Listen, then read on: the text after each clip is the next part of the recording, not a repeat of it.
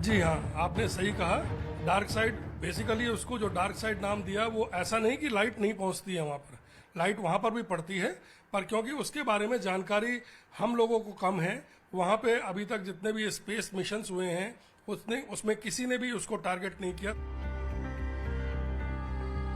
चंद्रमा पृथ्वी की परिक्रमा 27 दिन 6 घंटे में पूरा करता है और अपने अक्ष के चारों ओर एक पूरा चक्कर भी 27.3 दिन में लगाता है। चांद का एक हिस्सा पृथ्वी से हमेशा दिखाई देता है, जबकि दूसरा हिस्सा छिपा रहता है। दूसरे हिस्से में सूर्य की किरणें 14 दिन तक रहती हैं। पृथ्वी के करीब हिस्से पर अब तक कई मिशन हुए। वहीं डार्क साइड ऑफ मून पर पहली बार चीन 2019 में पहुंचा था। चाइना का एक स्पेसक्राफ्ट वहां पे उतरा है, तो इसके बारे में हमको बहुत जानकारी नहीं है, इसीलिए उसको dark side of the moon बोलते हैं। भारत के चंद्रयान 3 का लक्ष्य यही है कि वो चांद के डार्क साइड में सॉफ्ट लैंडिंग कर सके। चंद्रमा का अंधेरा वाला हिस्सा बेहद ठंडा है, क्योंकि वहाँ पर सूरज की रोशनी बेहद कम पहुँचती है। वैज्ञानिकों का दावा है कि चांद के दिखने वाले और ना दिखने वाले हिस्सों के बीच जमीन आसमान का फर्क है। ना दिखने वाली साइड की जमीन दिखने वाली साइड की जमीन की बनिस्बत ज्यादा चुनौती भरी है। इसरो ने चांद की जमीन की तस्वीरें शेयर की हैं, जिसे देखकर आप अंदाजा लगा सकते हैं कि चांद की धरती कैसी है। पृथ्वी से ये कितनी अलग है। चांद पर धरती की तरह ही मैदान, पहाड़ और घाटी तो हैं, लेकिन ये देखने में सिर्फ रेगिस्तान है। यहाँ के बड़े बड़े गड्ढों से संभलकर लैंडिंग करना चुनौती है। डार्क साइड की यही सच्चाई है। क्रेटर्स है, जैसे आप देख रहे हैं, बड़े बड़े गड्ढे हैं। इसको अगर मैं उदाहरण देके बताऊं तो पृथ्वी पर अगर रेत पर आप पत्थर जोर से मारेंगे, चाहे छोटा या बड़ा, तो वो इसी तरह के गड्ढे बनाता है। तो रेत पे जो गड्ढे बनेंगे उसमें आप साइड वॉल देखेंगे जी, वो क्रेटर की तरह ही है। बट यहाँ जो चांद की सतह पे देख रहे हैं, ये भी क्रेटर्स उसी तरह से बने हैं, ये लेकिन उल्काओं से बने हैं, और ये छोटे बड़े हर तरह के चंद्रमा पर सूरज की तरह खुद का प्रकाश नहीं होता। यहाँ जो चमक होती है वो सूर्य की रोशनी है। आज से 14 दिन के लिए वहाँ वही रोशनी दिखेगी, जिसमें लैंडर और रोवर को जानकारी जुटानी होगी।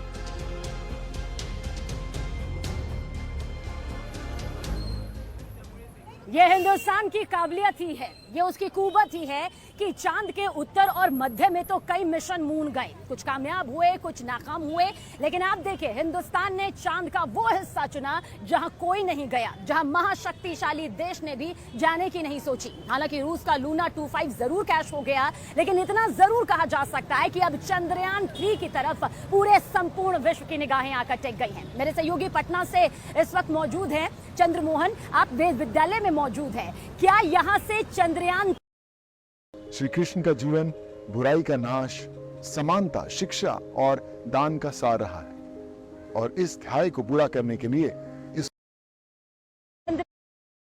जो बाल ब्राह्मण हैं, इनका सीधे तौर पर यह कहना है कि यह कार्यक्रम उस वक्त तक चलते रहेगा जब तक चंद्रयान 3 का चांद पर सेफ लैंडिंग नहीं हो जाता है। और इसी को लेकर यह सुबह से ही यहाँ पर हवन पूजन, और देखिए एक तस्वीर आपको दिखाते हैं जहाँ पर चंद्रयान को आरती दिखाई जा रही है, और यह दिखाने और बताने की कोशिश की जा रही है कि अब जो है भारत वो विश्व में इतिहास रचने जा रहा है, विश्व गुरु बनने जा रहा है, और उसमें किसी तरह का विघ्न और बाधा पैदा ना हो, इसलिए यहाँ पर सुबह से ही पूजन और हवन का कार्यक्रम, पाठ का कार्यक्रम चल रहा है, जैसा कि तस्वीरों में भी आप साफ तौर पर देख सकते हैं। और यहाँ पर शंखनाद भी किया जा रहा है।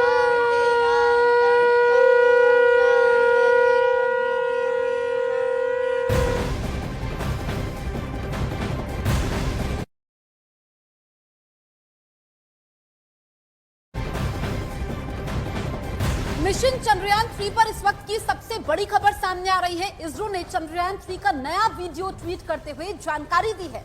इसरो ने विक्रम लैंडर की चांद पर तय समय पर लैंडिंग की बात कही है। साथ ही मिशन पर इसरो के वैज्ञानिक लगातार अपनी नजर बनाए हुए हैं। तो इस वक्त की सबसे बड़ी खबर हम आपको मिशन चंद्रयान 3 से जुड़ी हुई बता रहे हैं। इसरो ने चंद्रयान 3 का नया वीडियो ट्वीट करते हुए जानकारी दी है। विक्रम लैंडर की चांद पर तय समय पर लैंडिंग की बात कही है, क्योंकि काउंटडाउन शुरू हो चुका है। कल शाम को 6:04 पर विक्रम लैंडर चांद की सतह पर लैंड करेगा।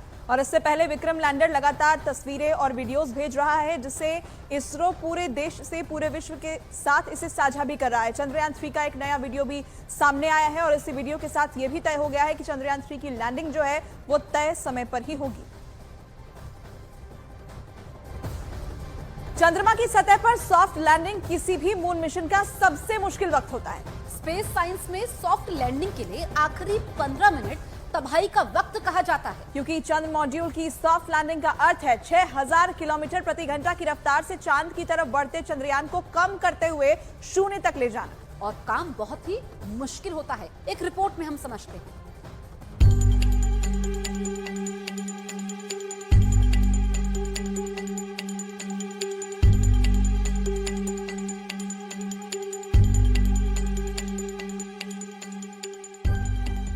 चंद्रयान 3 की लैंडिंग साइट भी चंद्रयान 2 जैसी ही है। इस बार भी लैंडिंग साइट चांद का दक्षिणी ध्रुव का इलाका है, चंद्रमा के दक्षिणी ध्रुव के पास 70 डिग्री अक्षांश पर। लेकिन इस बार लैंडिंग साइट का दायरा बढ़ा दिया गया है।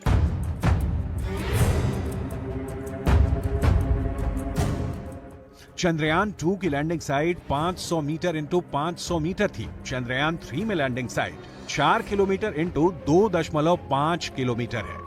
चंद्रयान 2 को लगभग 4 साल पहले 22 जुलाई 2019 को चंद्रमा की ओर भेजा गया था, लेकिन यह चांद की सतह पर सफल लैंडिंग करने में नाकाम रहा था। जब लैंडर चंद्रमा की सतह से सिर्फ 2 किलोमीटर दूर था, तब उसका संपर्क कंट्रोल रूम से टूट गया था। लेकिन इस बार विक्रम लैंडर में एलडीवी यानी लेजर डॉपलर वेलोसिटी मीटर और एलएचवीसी लैंडर हॉरिजॉन्टल वेलोसिटी कैमरा लगाया गया है। लेजर डॉपलर वेलोसिटी मीटर जमीन पर उतरते समय 3D लेजर फेंकता है। यह लेजर चांद की सतह से टकराकर वापस वेलोसिटी मीटर को यह बताती है कि वो कैसी है, ऊंची, नीची या फिर ऊबड़ खाबड़, और फिर इसके आधार पर ही वो लैंडिंग के लिए सही जगह का चुनाव करता है। बाकी 2 दिशाओं में जो लेजर जाते हैं वो ये देखते हैं कि कहीं सामने या पीछे की तरफ कोई ऊंची चीज तो नहीं है जिससे लैंडर के टकराने का खतरा हो। इसके साथ ही तीसरा काम करता है एलएचवीसी, जो जमीन के नीचे की हिस्से की तस्वीर लेता है, वो भी फुल स्पीड के दौरान, ताकि लैंडर के उतरने और हेलीकॉप्टर की तरह हवा में तैरते रहने की रफ्तार का पता चल सके, साथ ही खतरों का अंदाजा हो सके।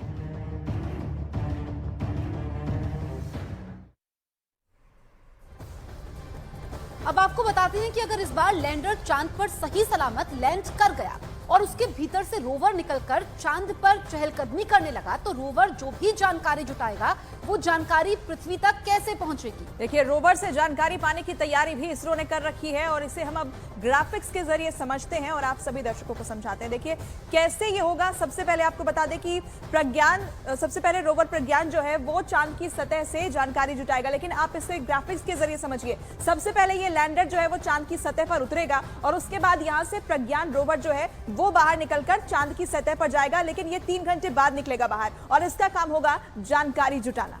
अब आप देखिए, ये रोवर है। अगर सही तरीके से लैंडर से रोवर प्रज्ञान अलग हो जाता है तो रोवर ये लैंडर को जानकारी देगा, यानी कि लैंडर यहाँ पर मीडिएटर है। लैंडर ये जानकारी किसको देगा? सीधे इंडियन डीप स्पेस नेटवर्क को देगा, जो कि भारत में है और इसको जो है तैयार किया गया है। इसरो इसको पूरी तरीके से तैयार किया गया है। और सबसे अहम बात, जो ये प्रोपल्शन मॉड्यूल है ये भी जानकारी कहां देगा? इंडियन डीप स्पेस नेटवर्क पर देगा। तो ये सबसे ज्यादा अहम हो जाता है इसमें। यानी ये जो इंडियन डीप स्पेस नेटवर्क है इसे खास तौर पर सिग्नल भेजने और रिसीव करने के लिए ही बनाया गया है। तो रोवर के अलावा इंफॉर्मेशन और कौन दे रहा है? प्रोपल्शन मॉड्यूल, जो कि यहाँ पर चांद का चक्कर लगा रहा है और वो भी IDSN से कनेक्टेड है, वो भी अपने संदेश वहां भेजेगा। यानी रोवर चांद की सतह की जानकारी भेजेगा लैंडर को, इसके अलावा प्रोपल्शन मॉड्यूल ये भी जानकारियां भेजेगा IDSN को और इसके बाद ये जानकारी इसरो तक पहुंचेगी और फिर इसे साझा किया जाएगा। तो इस तरह से ये पूरी प्रक्रिया जो है वो काम करेगी। बिल्कुल, तो इस तरीके से जो है ये पूरी प्रक्रिया जो है कम्युनिकेशन की होगी। और आपको बताएं कि चंद्रयान 3 के चंद्रमा पर पहुंचने के बाद उसके 2 यंत्र सबसे अहम हो गए हैं। पहला है विक्रम लैंडर और दूसरा है प्रज्ञान रोवर, और यही दोनों चंद्रमा पर रिसर्च और वैज्ञानिक गतिविधियों का काम करने वाले हैं। चांद से जुड़े उन रहस्यों से पर्दा उठाने वाले हैं जिससे पूरी दुनिया अब तक अनजान है। 1 0 +5 seconds. Of normal. क्या आप जानते हैं इसरो ने चंद्रयान 3 का सबसे पहला लक्ष्य क्या तय किया है? सबसे पहला टारगेट है चंद्रयान का चंद्रमा की सतह पर सॉफ्ट लैंडिंग।